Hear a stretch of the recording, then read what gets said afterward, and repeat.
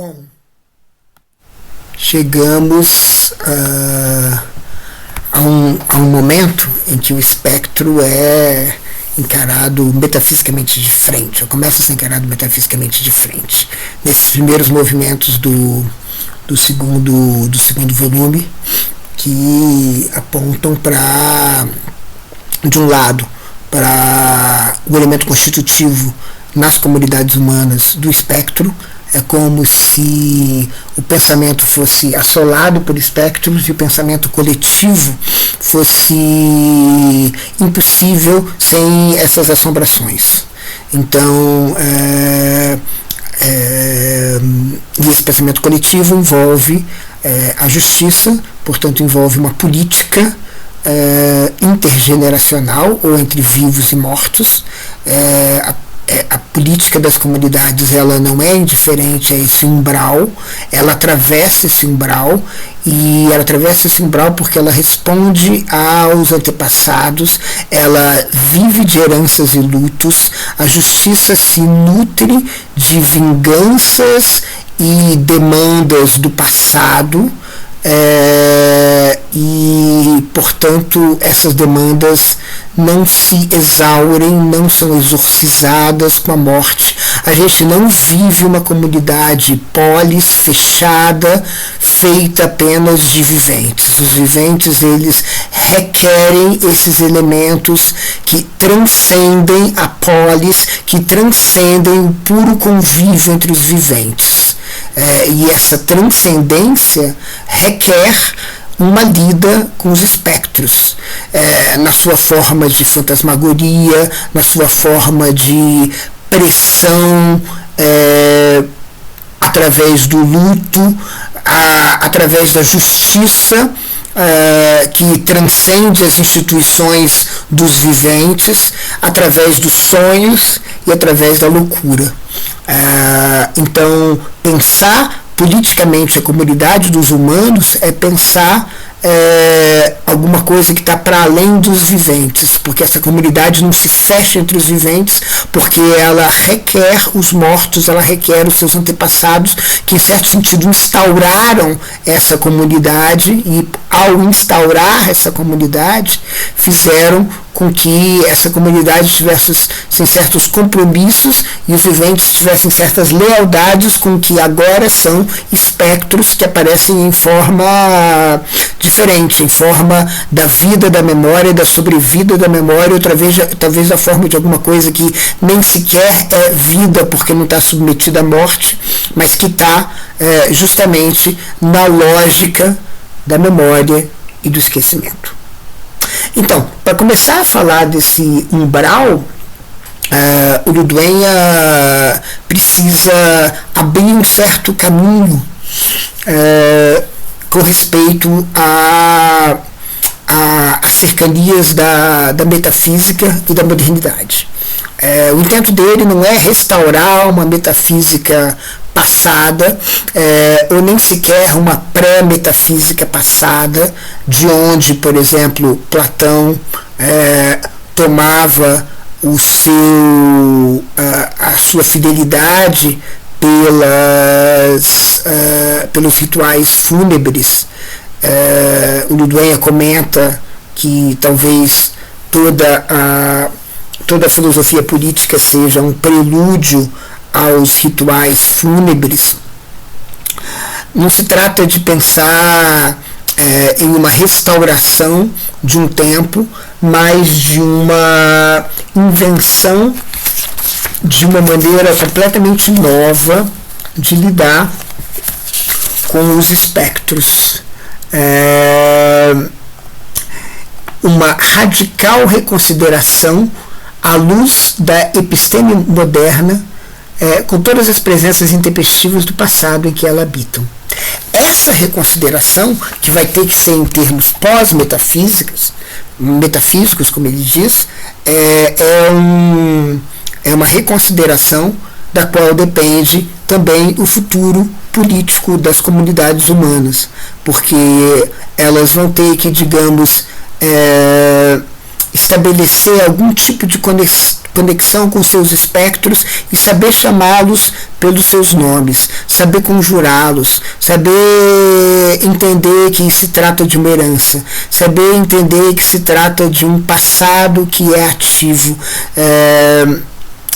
saber entender que, e ter condições de pensar que suas comunidades não são não assombradas, não podem ser não assombradas, que elas lidam com assombrações, elas lidam com precisamente essa demanda de justiça. E como é que é essa história que ele está contando sobre a metafísica? A metafísica, ela teria começado com o espectro, mas ela teria talvez começado com o exorcismo do espectro, o exorcismo do sombreado, do não completamente aparente, naquilo que a aparência não pode se transformar numa presença, numa toca, numa usia, numa morada, e numa aparência fugidia. Ela tenta exorcizar esses espectros, é um lento processo de exorcismo desses espectros que vai se consumar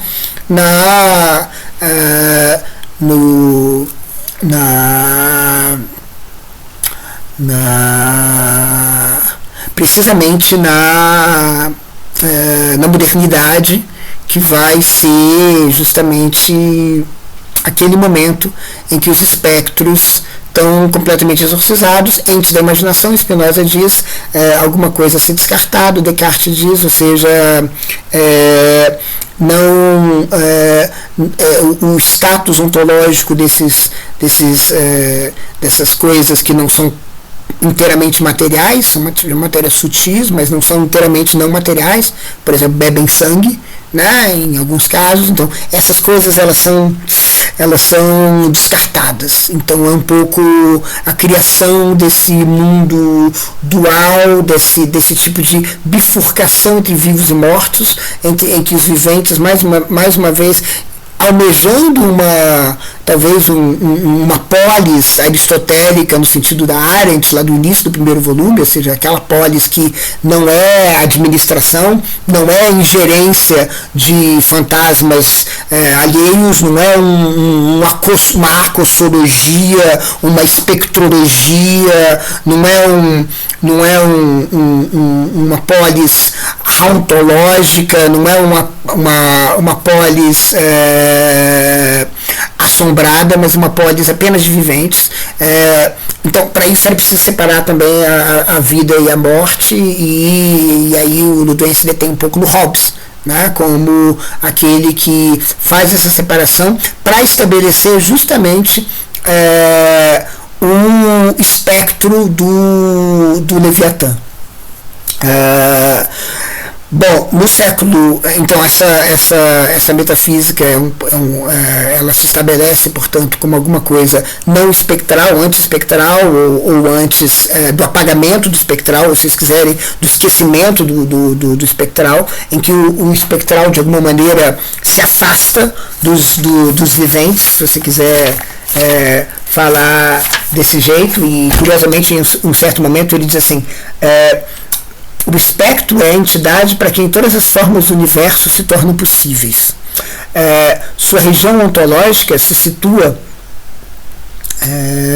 no ponto onde o homem, o mundo, a vida, a morte não significam mais que estratos que só podem estabilizar-se quando o espectro decide adotar uma posição ontológica específica. Então, entendendo, isso está no capítulo 5, Nequia, a metamorfose e o tempo. No final, na direção, um pouco antes do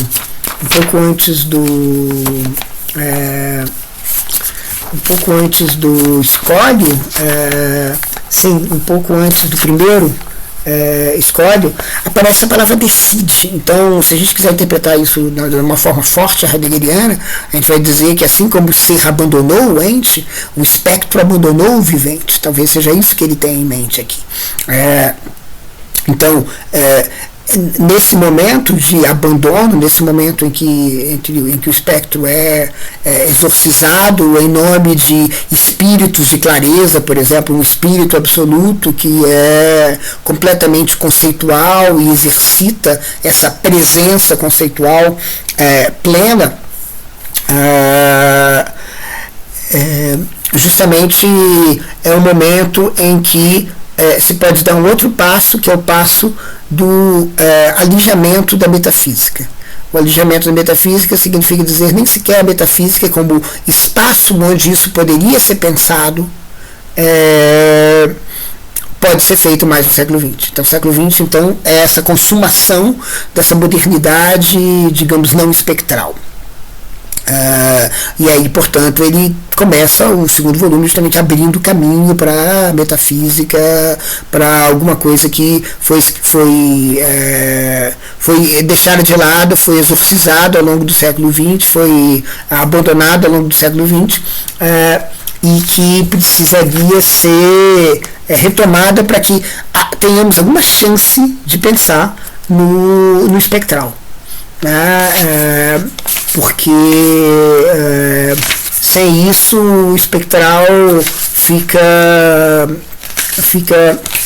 precisamente impensado, né? E portanto as comunidades humanas ficam incapazes de tomarem as suas decisões com a soberania de quem sabe que não é só de vivos que uma comunidade de humanos vive, mas também dos seus antepassados, dos seus mortos em todas as formas indistintas. Como é que isso começa? Né? Como é que isso começa? Isso começa, ou seja, como é que começa essa atenção ao espectro no pensamento ocidental?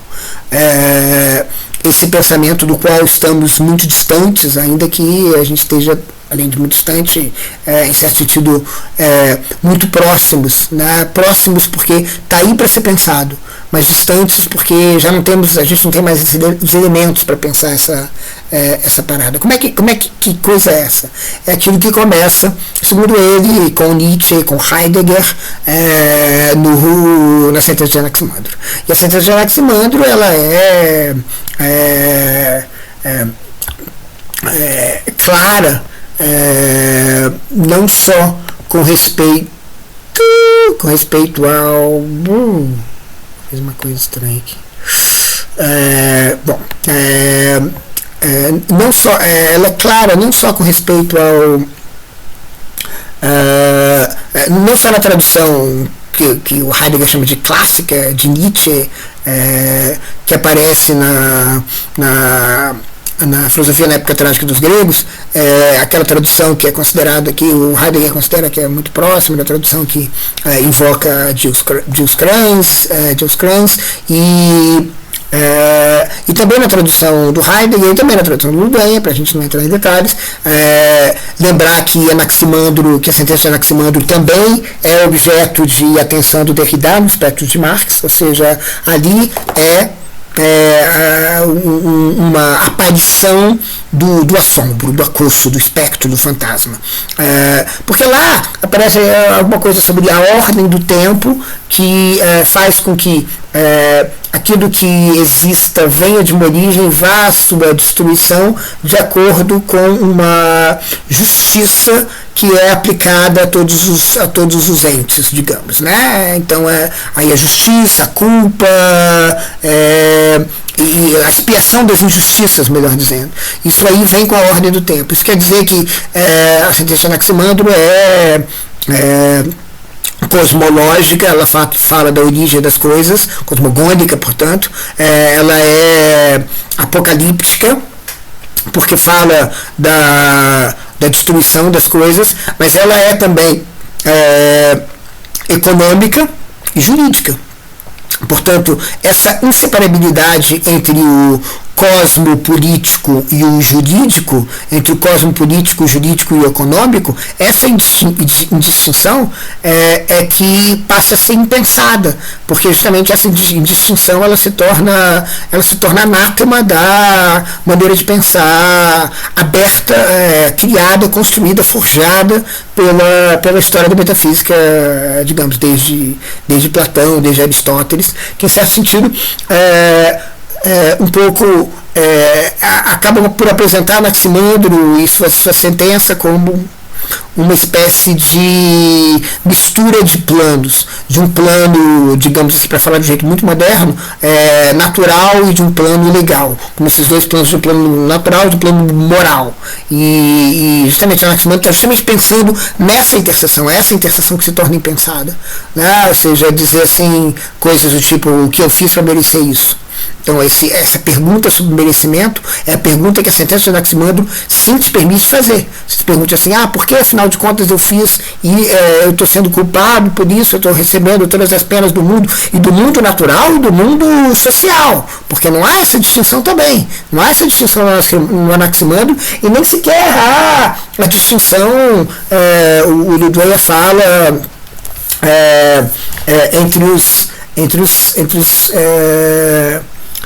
entre os gregos, né, da época dele, e portanto, e essa indistinção está, por exemplo, no mito de Carila, né, que no período de fome, o rei distribui comida de acordo com seus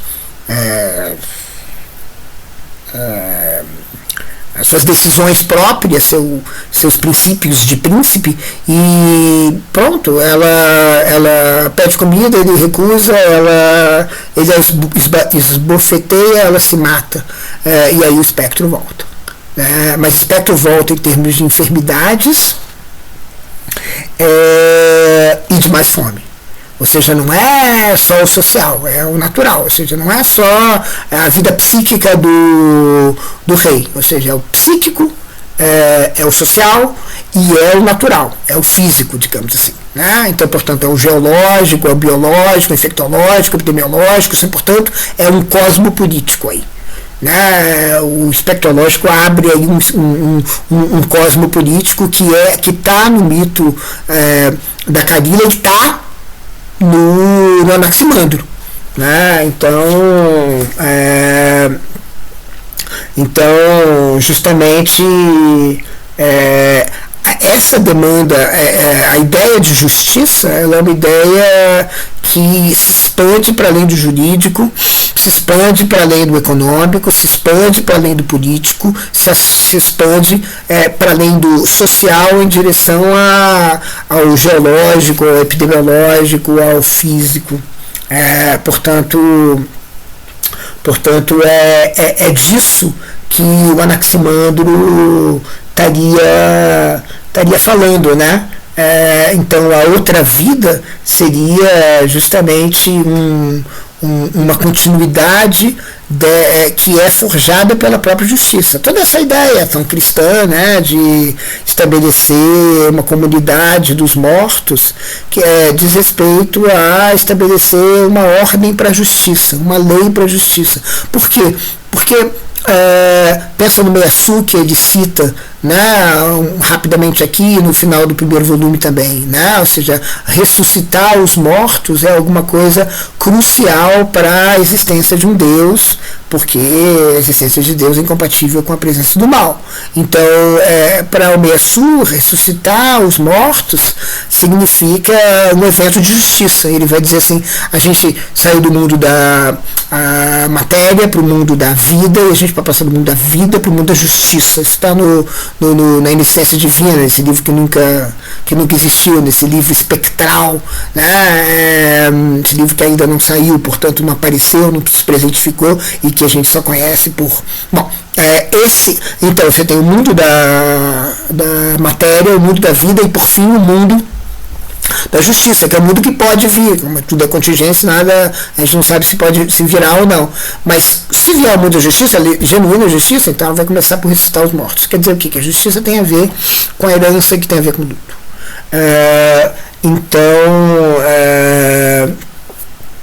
Então justamente essa comunidade de vivos e mortos é que é a comunidade humana, né? E reconsiderar ela é uma urgência, ele vai dizer, né? E essa urgência tem a ver com o momento em que a gente está, justamente essa situação aí de citador de Horkheimer, para dizer assim, o desencantamento do mundo chega ao ponto em que a gente não sabe o que fazer com os nossos mortos, e a gente tenta apagá-los, escondê-los, a gente não tem o que fazer. Isso é uma mostra de que há alguma coisa de podre nesse umbral, na relação com esse umbral entre vida e morte, né? E seria preciso justamente, isso clama por uma espécie de consideração que ele chama de ôntico histórico. A gente pode invocar o ôntico histórico, ele cita no início a história do ser de Heidegger, justamente esse ôntico histórico, que é justamente esse recomeço da metafísica de uma forma reconsiderada, radicalmente reconsiderada, porque vai considerar os espectros de uma maneira que não foi considerado por toda a história da metafísica. Portanto, essa espécie de neo-anaximandrismo, vamos chamar, né? Uma espectrologia neo-anaximândrica. É disso, talvez, que ele está falando, né? O neo-anaximandrismo da espectrologia.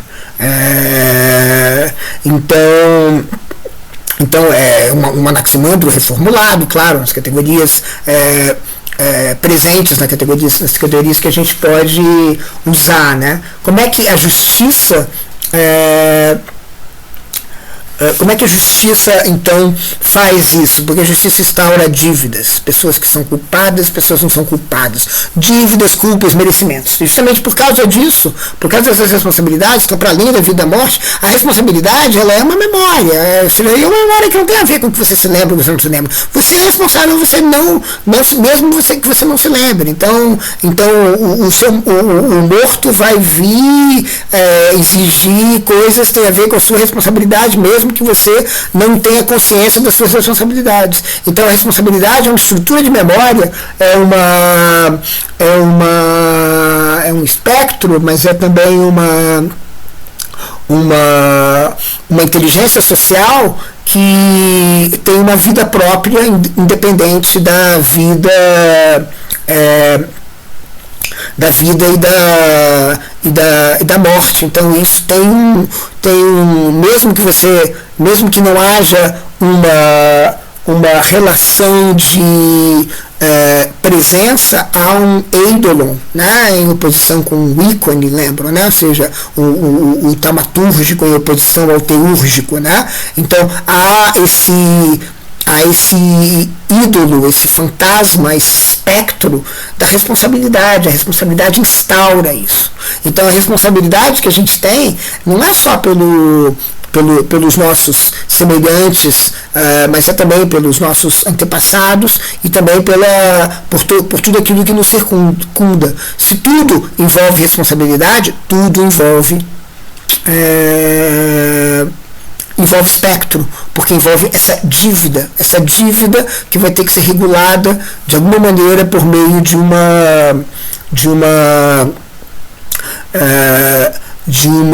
algum acontecimento futuro.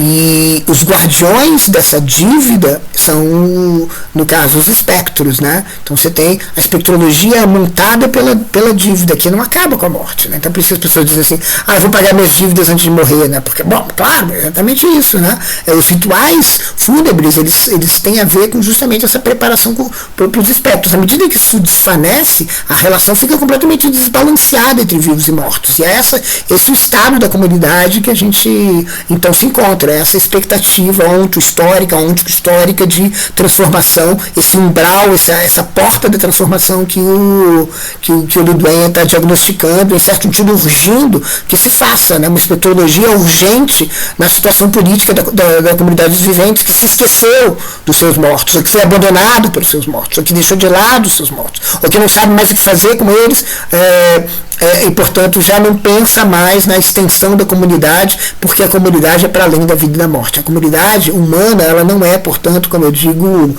um assunto de two penny ache, né? uma dor de duas patacas. Ela é alguma coisa que tem a ver com a memória e o esquecimento, a responsabilidade, a culpa, o merecimento, a dívida. Então, essa relação, o tempo, ele é montado pela memória, né? Eu penso que, na verdade, talvez a gente possa entender que a memória, ela precede mesmo o tempo. E se ela precede mesmo o tempo, essa relação entre memória e esquecimento, o que precede o tempo é o espectro, né? Então, o tempo do vivente tem a ver com aquilo que é forjado numa decisão que tem a ver com a interação entre viventes e espectros.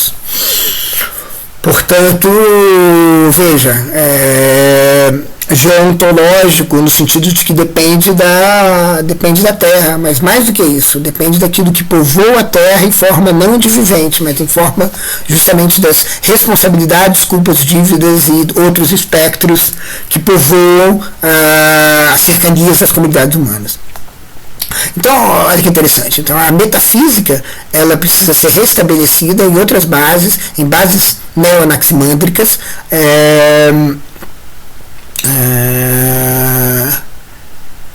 e aí retomar esse pensamento da justiça e da reparação da injustiça. E não dá para fazer isso, diz Luduenha, sem pensar nos espectros de uma maneira que a metafísica nunca conseguiu pensar. E, de fato, procurou exorcizar sistematicamente. E de fato, quando a gente fala em culpa, a gente está falando em crime. E é por isso que ele insiste que o crime é esse elo entre o crime é basicamente o homicídio, né? A possibilidade de matar cria um espectro, cria a responsabilidade. Então, a matabilidade cria esse espectro. Então, mais ou menos, a justiça no sentido de, vamos dizer assim, com Levinas, procurar a morte, procurar o seu lugar ao sol ao ponto de não ceder ao outro e matá-lo, significa a criação, a construção de um espectro que é montado pela sua responsabilidade infinita diante da vida do outro. Então, o espectro, mais uma vez, ele depende do vivente. Ele não é alguma coisa que está alheio ao vivente, né? De novo, como o capital precisa dos corpos humanos. Mas e o capital precisa dos corpos humanos porque ele termina por gerir as relações de dívida, de responsabilidade, de promessas, de compromissos, de toda a mnemotécnica humana, né? Então o espectro precisa do vivente. O espectro não é alheio ao vivente, mas o vivente ele está instaurando espectros a todo tempo e portanto ele está povoando o mundo de espectros. A vida é como se fosse um som que tem um espectro, né? Que tem que permanece.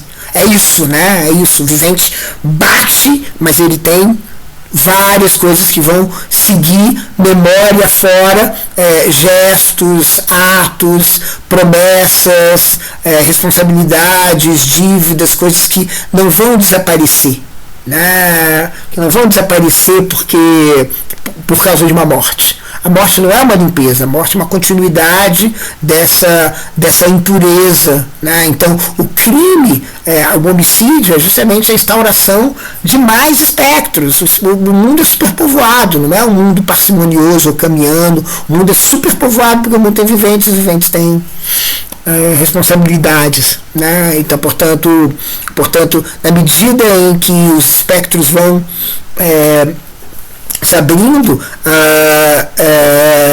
ou você fica cego a ele, abandonado, ele esquece os espectros todos, você esquece os espectros todos, acontece de você pensar nas coisas de uma maneira da maneira da metafísica moderna e tornar a frase, a sentença de Anaximandro inexplicável, né, incompreensível, ou você abraça, então, portanto, o que o Uruguai está nos urgindo a fazer, nos pedindo que faça, é justamente abraçar essa possibilidade de pensar nos espectros e com eles fazer o elo entre o vivo e o morto, não deixar o vivo e o morto sem conexão. Então, trazer essa conexão, ou seja, entender que a nossa vida é uma vida que produz espectros, produz resultados entre os espectros, tem efeitos espectrais, tem efeitos fantasmagóricos, tem efeitos para além da morte, que não podem ser deixados de lado, porque esses efeitos eles são insistentes. E especialmente a metafísica, ela é um esquecimento do espectro, aparece assim, né? Ainda que ele vai dizer, Platão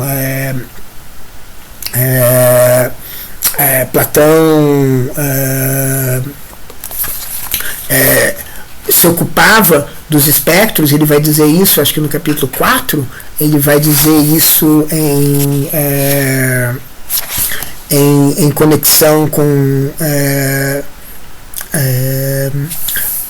justamente as observações de Platão com respeito ao taraço, né,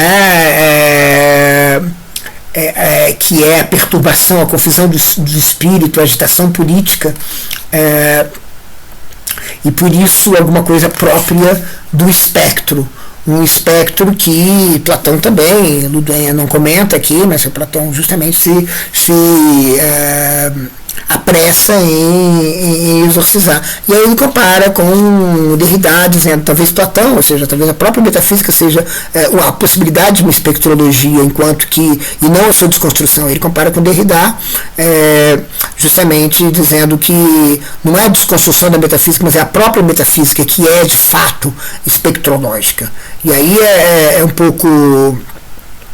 a gente pode sentir uma certa vertigem, porque ele está de fato passando por cima de uma ideia do Derrida, que é a ideia de que justamente a metafísica é justamente essa exposição, essa disposição, essa atenção às presenças, atenção a usia, a toca, a morada, a substância, e o espectro não é substancial. Então ele é um substantivo que não é substancial. E um substantivo que é feito de indistinções sobre a cobra, retornar como serpente. Então a gente retorna de formas indistintas, os nossos espectros não fazem a distinção entre vivo e morto, como fazem a distinção entre humano e animal, etc. Né? Isso também é uma espécie de neo-anaximandrismo, né? um pensamento neo-anaximândrico, né? se vocês quiserem, né? Então justamente a desconstrução da metafísica vai ser justamente a possibilidade de pensar nos espectros, né? A possibilidade de pensar e justamente de um jeito que não é o jeito da metafísica de toda a modernidade de deixar o espectro de lado. Justamente vai ser precisamente uma maneira de deixar o espectro falar, dá uma espécie de voz para ele, que é uma voz sempre renovada, né? É uma voz que é tumular, mas ela está renovada, uma espécie de oráculo, um oráculo dos mortos, né? Que é a intenção mesma do trabalho do Canet, com o qual o Ludenha compara Derrida. Né? E aí ele faz uma observação muito interessante, isso já no capítulo 5, né? Ele faz uma observação muito interessante, que é a observação de dizer que Derrida está preocupado com a vida e a morte, com esse umbral, e ele está preocupado com esse umbral, e essa preocupação com o umbral é uma preocupação que faz com que ele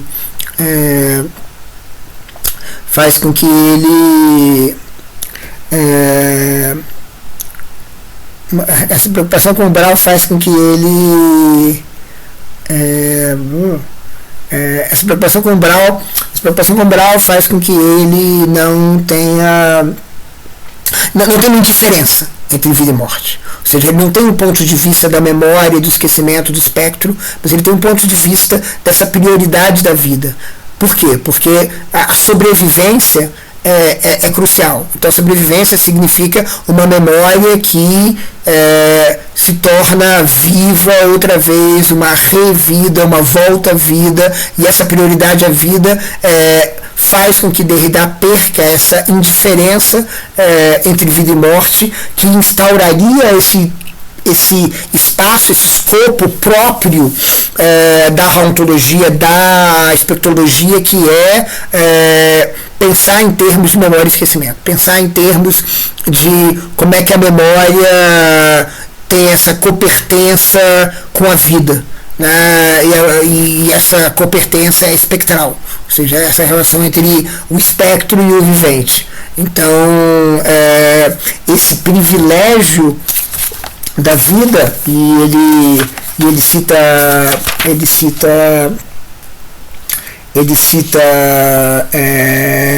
Derrida num texto chamado uma entrevista com o Birnbaum, que é um texto que se chama Apprendre à vivre enfant, em que ele diz somos estruturalmente sobreviventes. Né? E aí ele vai dizer: a desconstrução está sempre ao lado da afirmação da vida. A sobrevivência como complicação da oposição vida-morte procede de uma afirmação incondicional da vida. Essa afirmação incondicional da vida que justamente se contrasta com essa possível indiferença, que é uma outra atitude espectrológica, talvez a atitude espectrológica que o Ludwig está implicitamente recomendando, que é justamente ver a vida e a morte do ponto de vista da memória e do esquecimento, ou seja, ver a vida e a morte do ponto de vista espectral, ver a vida e a morte não do ponto de vista da afirmação da vida, mas justamente da afirmação de alguma coisa que está para além da vida, que é a memória, que é o mnemológico, que é o mnêmico, que é justamente essa virada onto-histórica em direção a admitir o espectro como o centro e não mais como um produto residual que pode eventualmente ser desconsiderado, exorcizado, de alguma maneira purificado, para a gente pensar numa comunidade de viventes que seja apenas uma comunidade de viventes e nada mais, né? E não uma comunidade de viventes assombrados. Para pensar numa comunidade de viventes assombrados como se deve pensar, talvez seria preciso uma indiferença entre vida e morte. O que importa é a memória, o que importa é a assombração, o que importa é o que se retém e o que se perde, e não mais o vivente, né? E a sobrevida. Então é nesse sentido que há essa mudança de foco aqui que ele está propondo na espectrologia, né? A mudança de foco do vivente para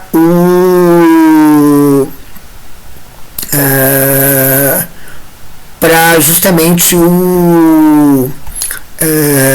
para a memória, para a memória e o esquecimento, para justamente o espectro, ou seja, não pensar na vida e na morte do vivente assombrado, mas pensar justamente na assombração que de alguma maneira coordena a memória e o esquecimento durante a vida e a morte. Então, a indiferença significa dizer pensar no assombro de um vivente assombrado,